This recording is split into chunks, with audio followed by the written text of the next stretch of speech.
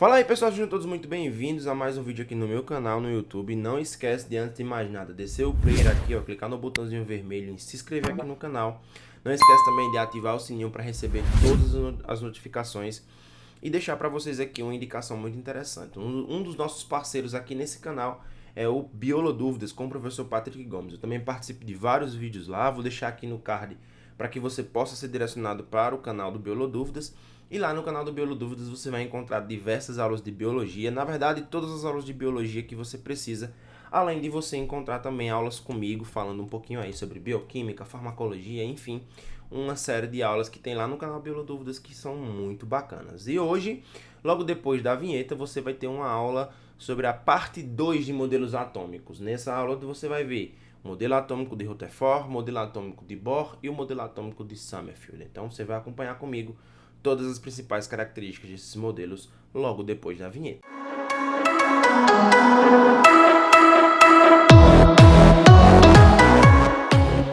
A partir dessa característica é que Rutherford conseguiu perceber alguns processos importantes relacionados à presença de subpartículas, de partículas subatômicas no núcleo do átomo. E com essa descoberta, com essa característica justamente das partículas radioativas, é que Niels Bohr começou a falar sobre alguns processos. Então, inicialmente, ele tinha um certo preconceito com a química. Então, ele dizia que em ciência só existe a física. Todo o resto é coleção de selos. Porém, as palavras que ele teve, essas palavras que ele utilizou, que ele proferiu, falando um pouquinho, dizendo que apenas a física era importante, ele teve que engolir quando ele ganhou o prêmio de Química em 1908. Então, ele ganhou um prêmio Nobel de Química por suas descobertas. E esse prêmio Nobel foi por conta de investigações sobre as desintegrações dos elementos e a química das substâncias radioativas. Então, a partir desse descobrimento, dessa característica que Rutherford explorou relacionada aos elementos radioativos, é que a gente pôde entender essa característica, tudo bem? Então, olha só, Rutherford, a partir do momento em que ele consegue formular o seu modelo atômico, alguns pontos eles são importantes. Então, Rutherford, com a ajuda de dois colaboradores, Hans Geiger e Ernst Madsen, realizou um experimento que procurava comprovar o modelo atômico de Thomson. Então, procurava entender realmente a partir de outras técnicas que Thomson estava realmente correto.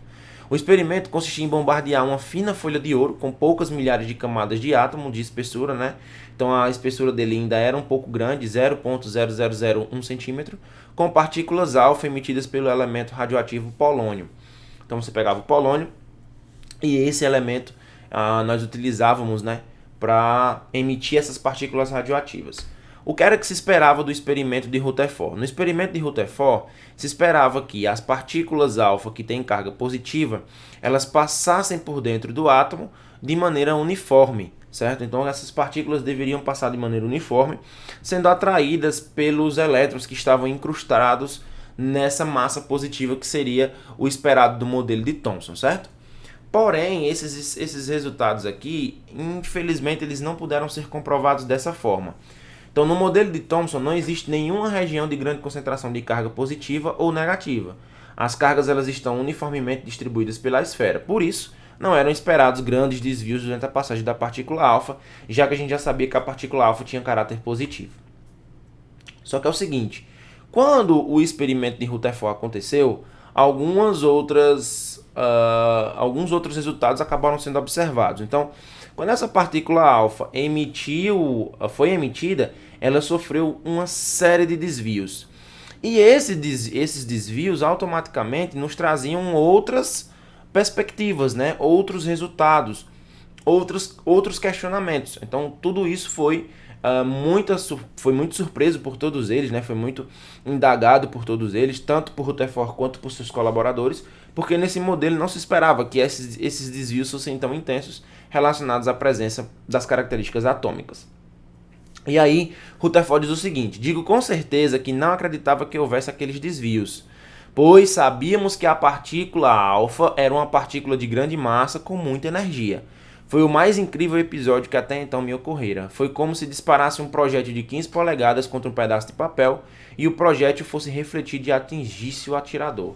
Então olha o quanto Rutherford ficou impressionado com esses resultados, porque até então, pelo fato de Rutherford ser aluno de Thomson, não se acreditava que Thomson pudesse ter cometido o equívoco, na verdade não o equívoco, não tivesse encontrado essas características da matéria, certo? E aí, o que é que ele percebeu? Ele percebeu que o átomo ele era constituído de um núcleo que era extremamente pequeno e muito denso, contendo a maior parte da massa do átomo e a totalidade de sua carga positiva, com um diâmetro na ordem de 10 a menos 13 centímetros cúbicos. Enquanto que a eletrosfera ela era extremamente grande em relação ao diâmetro do núcleo, constituída por espaços vazios com elétrons girando em órbitas circulares em torno do núcleo.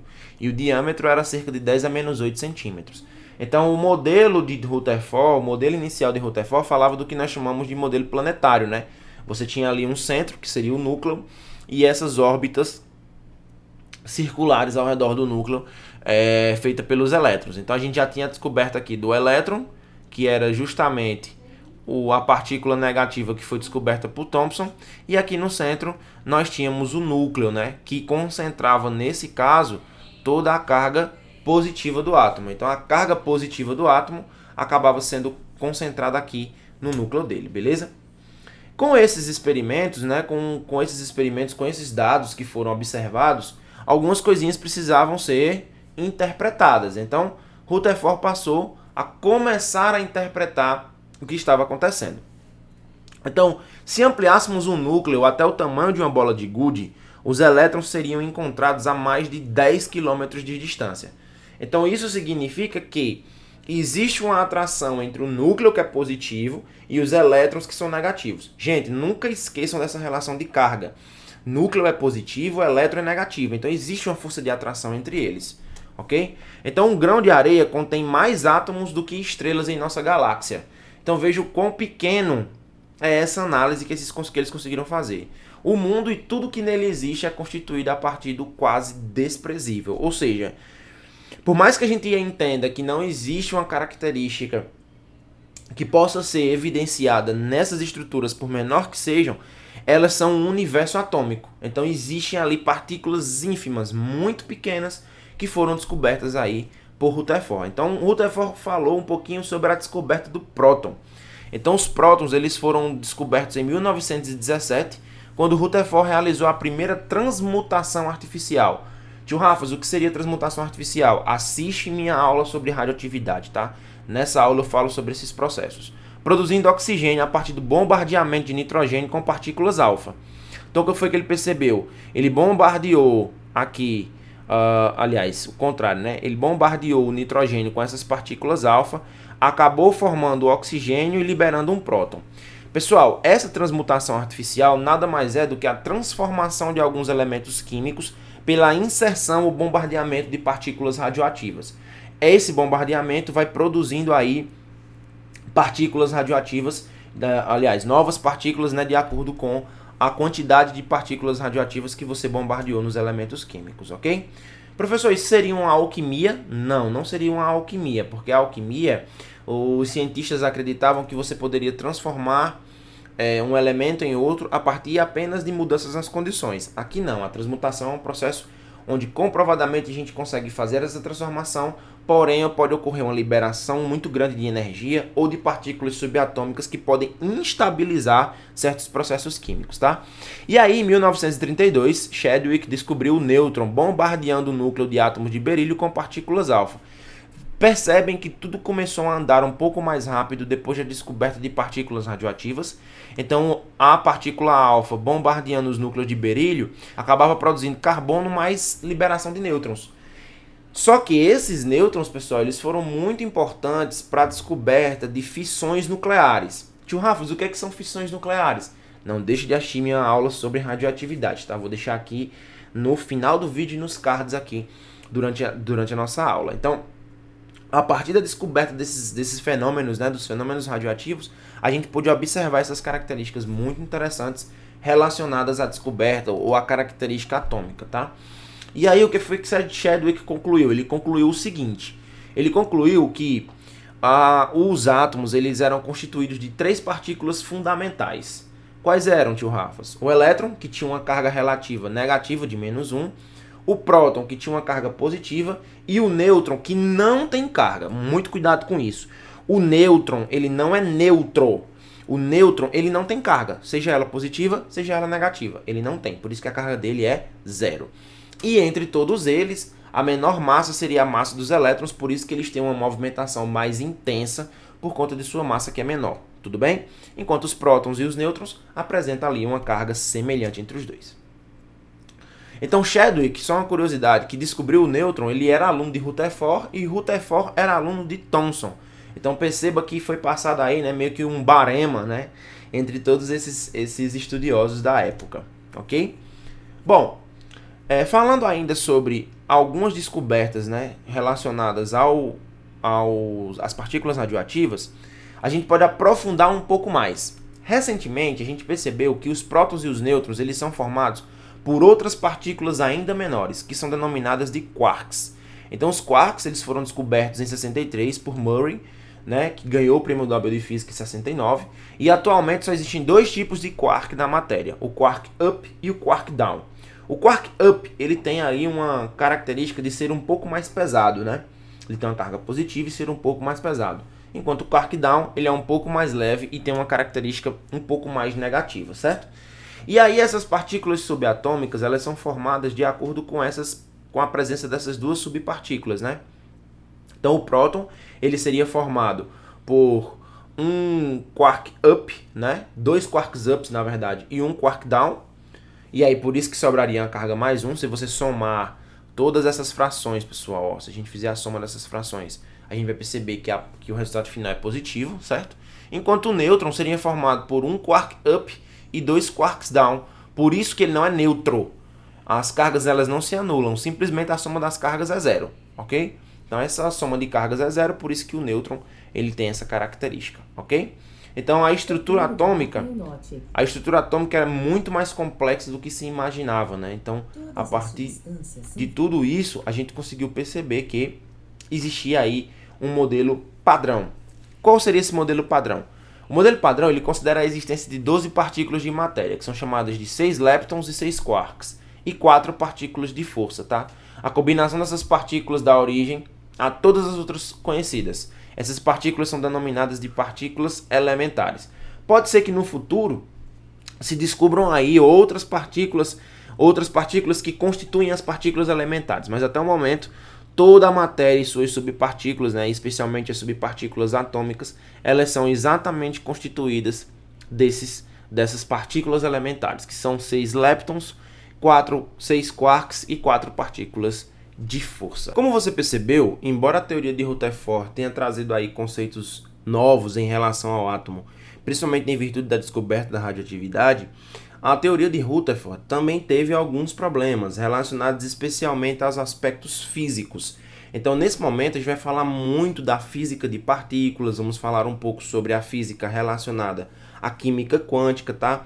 Então, esses parâmetros que Rutherford utilizou, infelizmente, eles eram limitados. E a partir daí, Bohr começou a trazer algumas características, algumas ideias que essas teorias de Rutherford elas puderam ser comprovadamente questionadas. Então, quais eram os principais problemas relacionados à teoria de Rutherford? Então, vamos nessa. Primeiro, de acordo com a eletrodinâmica, todo corpo carregado em movimento libera energia na forma de ondas eletromagnéticas. Então, sendo assim, os elétrons teoricamente deveriam perder energia e acabariam colidindo com o núcleo, que é isso que um dos problemas graves, né, relacionados à teoria de Rutherford.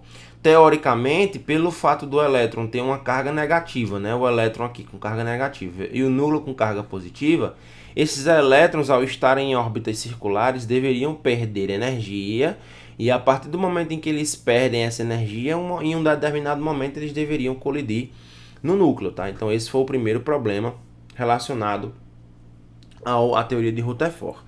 E aí a gente entra em um teste, né, chamado teste de chama. Então, segundo o modelo de Rutherford, também não conseguia explicar a luz que era emitida nas suas cores nos tubos de descargas e testes de chama. Então, por exemplo, não se sabia por que o lítio tinha uma cor um pouco mais rosa, que o estrôncio tinha uma cor um pouco mais azulada, né, voltada para o roxo, por que o sódio seria amarelo e por aí vai. Então, são diversas características que não se conseguia explicar através de um modelo de Rutherford. E aí a gente começa a falar sobre os espectros atômicos, né? O que seriam esses espectros atômicos? Os espectros atômicos, na verdade, seriam luzes, né, ou imagens, né, que se denominam quando um feixe de radiações eletromagnéticas decomposto por dispersão se proteja sobre o anteparo, se projeta sobre o anteparo. Então, por exemplo, existem os espectros contínuos, né, que são aqueles que apresentam as cores com degradê. Então, por exemplo, é bom lembrar, pessoal, que as cores na verdade são ondas.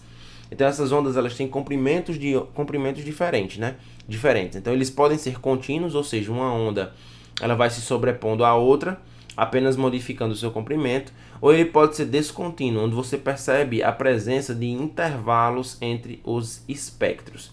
Então o modelo de Rutherford também não conseguia explicar a existência desses espectros atômicos. Quais são os principais tipos de espectros atômicos? Existem os espectros de emissão, existem os espectros de radiação, de absorção, perdão. Os espectros de absorção, eles são todos espectros contínuos, tá? Enquanto os espectros de emissão são todos espectros descontínuos. Lembrando a vocês que todos esses espectros, eles são ondas eletromagnéticas, e pelo fato de serem ondas, eles apresentam todas as características que uma onda tem. Que características são essas, professor? Então, por exemplo, existe a crista da onda, né?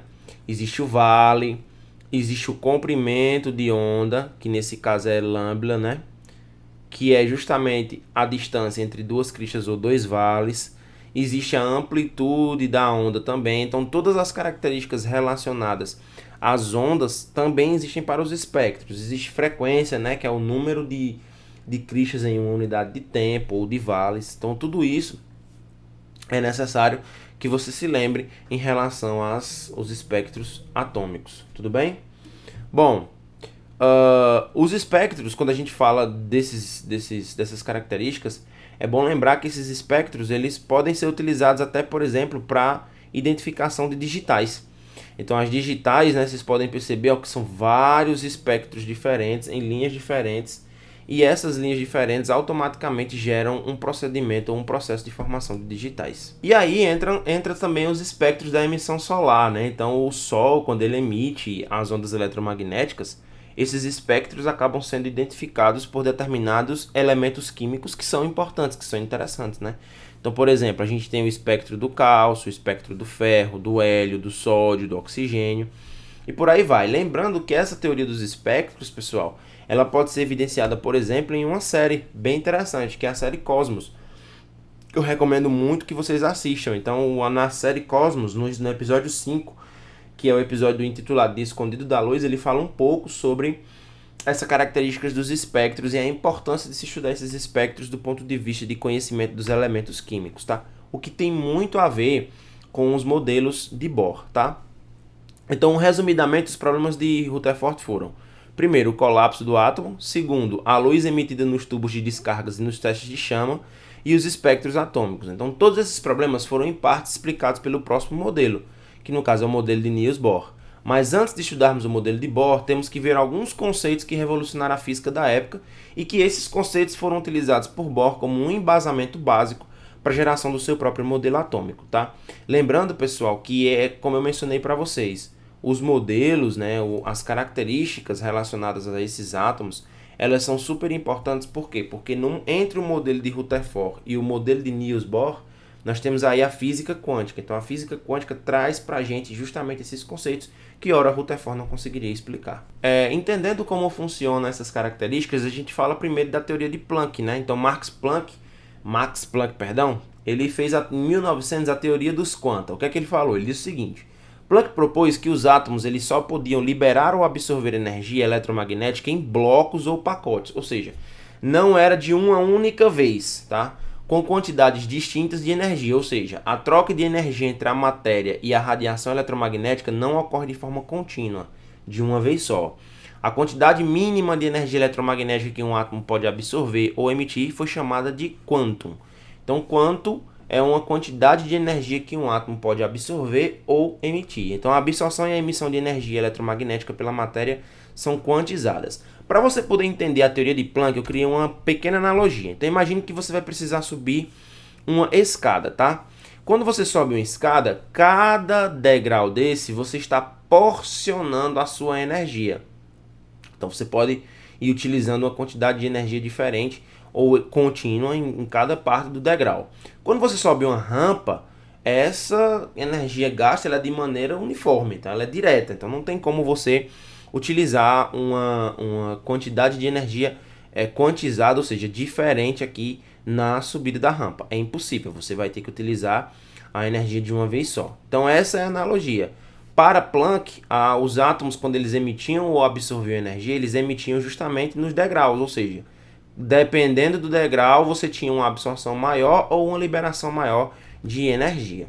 Então, são teoremas que foram utilizados da física quântica para explicar as características do átomo. Então, Planck gerou uma equação. Ele diz o seguinte, que Planck propôs que a energia de um quantum fosse igual ao produto de uma constante H pela frequência da radiação. Lembrando a vocês que essa radiação, ou seja, essa onda eletromagnética, ela tem uma frequência. Conceitos da física, tá?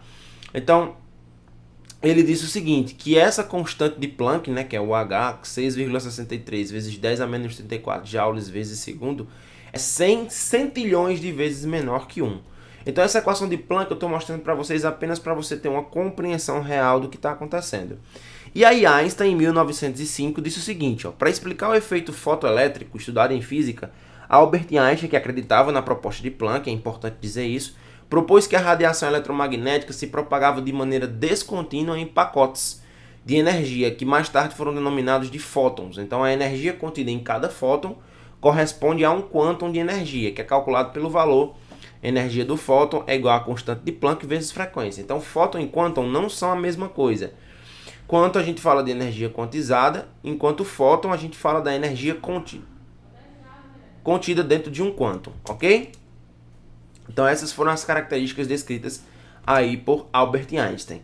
Dito isso, pessoal, a gente também tem que a partir dessa teoria do fóton, a gente consegue entender por que cada uma das ondas tem comprimentos de comprimentos diferentes. Então, por exemplo, as frequências de rádio operam em frequências um pouco maiores, enquanto os raios X acabam sendo operados em frequências um pouco menores e por aí vai. Então, o comprimento de onda vai variando de acordo com a frequência, tá? Então, a frequência ela vai aumentando inversamente proporcional ao comprimento de onda, beleza? Então, quanto menor o comprimento de onda, menor também quanto maior o comprimento de onda, menor é a sua frequência, ok? Então, quantum é a quantidade mínima de energia eletromagnética que um átomo pode absorver ou emitir, corresponde à energia de um fóton, enquanto o fóton é uma partícula constituinte das radiações eletromagnéticas. Então, quantização significa restrição de valores. Tudo isso é muito importante, pessoal, especialmente se você estiver aí indo fazer um vestibular tradicional, porque esses vestibulares tradicionais eles acabam trazendo essas características muito mais preponderantes do que mesmo um vestibular, como é o caso do Enem. Então, em 1913, Bohr propôs um modelo atômico para o átomo de hidrogênio. Esse modelo foi baseado no estudo do espectro atômico do hidrogênio, que é aqueles espectros que nós vimos, e esse espectro do hidrogênio é um espectro descontínuo, tá? Então, Bohr foi o primeiro a considerar conceitos da física moderna, energia quantizada e fóton, para explicar a estrutura do átomo. Então, ele conseguiu explicar como um átomo se comportava de acordo com essas características, ok? E aí, sabendo disso, Niels Bohr começou falando sobre o espectro atômico do hidrogênio, que era um espectro descontínuo, e com base nisso ele começou a querer explicar as características fotoelétricas do átomo, e assim conseguindo corroborar, ou seja, conseguindo destruir, ou pelo menos cair por terra, aqueles erros que Rutherford não conseguiu explicar. Lembrando que aquelas características que Rutherford não conseguiu explicar foram explicadas aí pela teoria dos espectros de Niels Bohr. Então, o que aqui os postulados de Bohr diz pra gente? Primeiro, que o elétron ele gira ao redor do núcleo em órbitas, que são chamadas de níveis de energia, circulares de raios definidos, denominadas de órbitas estacionárias. Então, o número inteiro n é chamado de número quântico principal e ele indica a camada em que o elétron se encontra. Então, dependendo do tamanho do átomo, ele tem camadas diferentes que vão ter diâmetros, na verdade, raios diferentes, né? Ou seja, distâncias do núcleo até as próximas camadas, ok?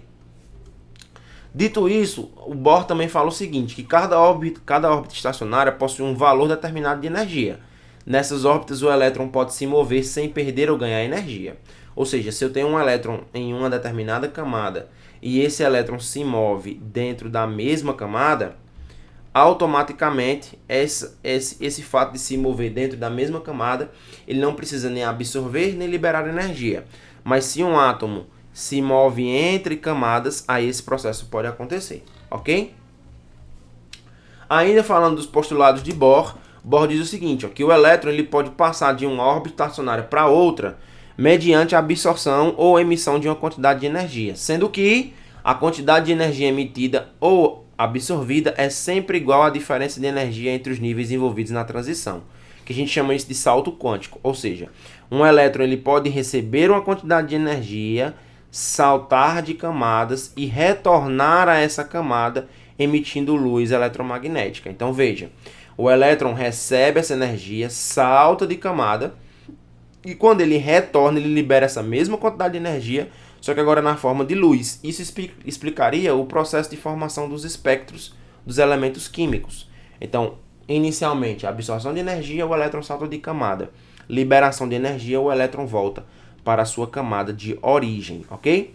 Então, o salto quântico eletrônico, né, ele explica por que os elementos apresentam justamente a característica de ter espectros de cores diferentes e comprimentos de ondas diferentes.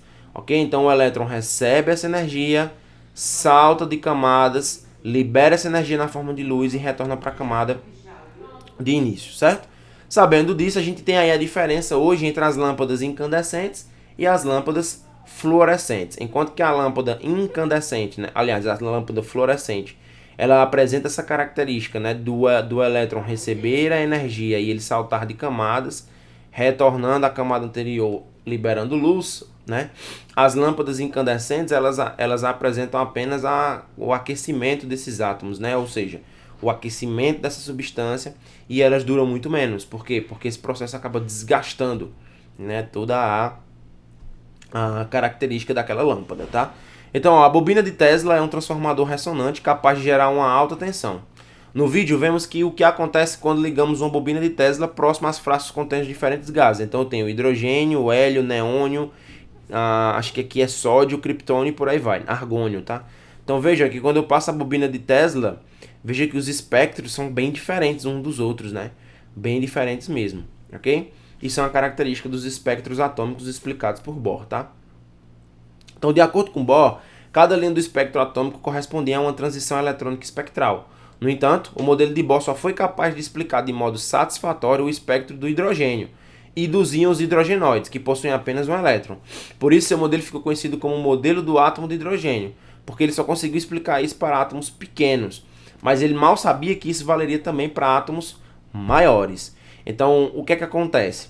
O elétron ele pode sofrer transições eletrônicas e cada vez que ele forma essas transições entre camadas, ele acaba emitindo um espectro diferente, ou seja, uma luz diferente, um comprimento de onda diferente, certo?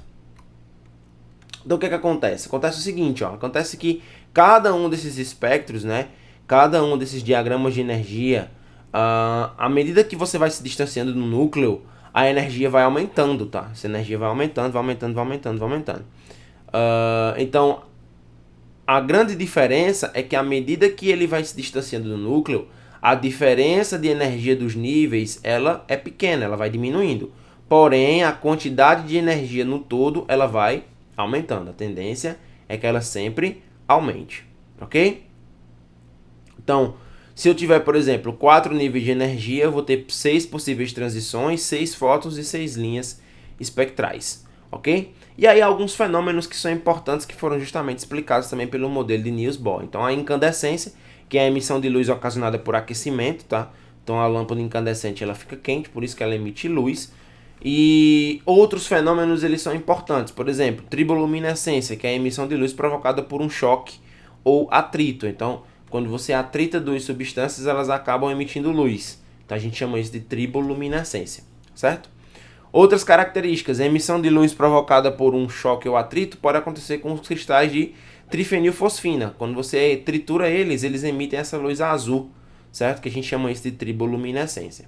Existem outras características também, como fluorescência e fosforescência. Então, moléculas fluorescentes ou fosforescentes, elas absorvem luz UV e emitem luz visível. Então, fluorescência, a emissão de luz ocorre imediatamente depois da absorção de radiação eletromagnética, enquanto a fosforescência, a emissão de luz dura um longo período, mesmo depois da absorção de radiação eletromagnética. Então, a primeira, né, que é a fluorescência, dura apenas enquanto existe iluminação, e a fosforescência ela fica enquanto houver processo. Aqui tem um exemplo, né? A gente tem fluorescência e fosforescência. Ó, o fosforescente ainda permanece aceso mesmo quando a fonte de luz acaba. Então a quimioluminescência, que é a emissão de luz ocasionada por uma reação química. Então um exemplo muito prático disso é o luminol, né? Que vai fazer isso, e especialmente porque ele se liga ao ferro da hemoglobina. E aí os bastões de luz, por exemplo, que são utilizados em explorações de caverna, mergulhos submarinos e até em festas mesmo, eles são justamente substâncias quimioluminescentes que a partir de uma reação química acabam emitindo luz. Como eu mencionei anteriormente, o próprio luminol, que reage com o ferro da hemoglobina, aliás, reage não, né? O catalisador dessa reação é o ferro, ele produz luz na presença dessa hemoglobina, né? Então na hemoglobina o luminol acaba tendo essa característica de ser quimioluminescente. A bioluminescência, que é uma forma de quimioluminescência produzida por organismos vivos, como moluscos, insetos, bactérias e peixes, com função de comunicação biológica. Então, acontece justamente em processos biológicos, é o caso da bioluminescência. Bom, pessoal, e aí o interesse dos cientistas pelos espectros atômicos levou ao desenvolvimento de espectroscópicos melhores, de alta resolução, né? Os espectros obtidos nesses novos aparelhos mostraram que as linhas espectrais eram constituídas, na verdade, por um conjunto de linhas muito próximas umas das outras. Esse novo tipo de espectro foi chamado aí de espectro fino. Então a gente conseguiu, a parte da tecnologia, desvendar ainda mais essa resolução dos espectros, né? Então quanto melhor for o aparelho, melhor vai ser a resolução que ele vai nos dar em relação à presença desses espectros, que são linhas, são ondas muito próximas umas das outras relacionadas às suas características. E aí nós chegamos no modelo de Summerfield, né? Onde Summerfield ele diz o seguinte, que cada nível de energia do átomo possui um subnível com órbita circular e n-1 subníveis com órbitas elípticas, tá? Então o nível 4 possui uma órbita circular e 3 órbitas elípticas, ou seja, 4 subníveis. Então é importante lembrar que o modelo de Summerfield vai falar sobre os subníveis de energia. Então Summerfield concluiu que cada nível n de energia é dividido em n subníveis. Os subníveis designados são S, P, D e F. O número quântico secundário do subnível S é 0, enquanto do subnível P é 1, do subnível D é 2 e do subnível F 3. Então você tem aí todos os subníveis possíveis dessas características relacionadas ao átomo, ok? Tudo bem? E aí um resumo de tudo que a gente já viu, né? Então a gente teve inicialmente Demócrito, posteriormente Aristóteles, depois Dalton, depois Thomson, depois Rutherford, Bohr, até o modelo de Summerfield, que é em 1916, ok? Então, dito isso, quais são as características que a gente tem no átomo atual? Então aqui eu tenho para vocês uma imagem de um átomo de hidrogênio obtida por um microscópio quântico a laser. Então percebe-se que as características circulares em relação à eletrosfera elas são realmente verdadeiras, certo? Então a gente tem um núcleo onde a gente vai ter os prótons mais os nêutrons e a gente tem uma eletrosfera que vão conter os níveis de energia, que são as camadas eletrônicas. Dentro desses níveis de energia nós vamos ter os subníveis de energia, que a gente tem como subníveis os subníveis S, P, D e F. Tio Rafa, só existem esses? Não, existem outros mais, mas esses são os mais importantes. Eles são chamados de orbitais, que são as regiões de maior probabilidade de se encontrar os elétrons, tudo bem? É importante lembrar que para a gente entender como funciona esse processo, a gente precisa entender e fazer uma analogia. Então a gente tem um edifício, e esse edifício é a eletrosfera. E cada um desses andares são os níveis de energia, tá? E os apartamentos, eles são os subníveis de energia. E os cômodos são os orbitais. Então, gente, muito obrigado por terem ficado comigo nessa aula. Espero que vocês gostem. Não deixe de acompanhar a nossa playlist aqui de Química para o Enem, além de nossos vídeos para ensino superior. Um beijo e um queijo. Um grande abraço. Até a próxima. A gente se vê.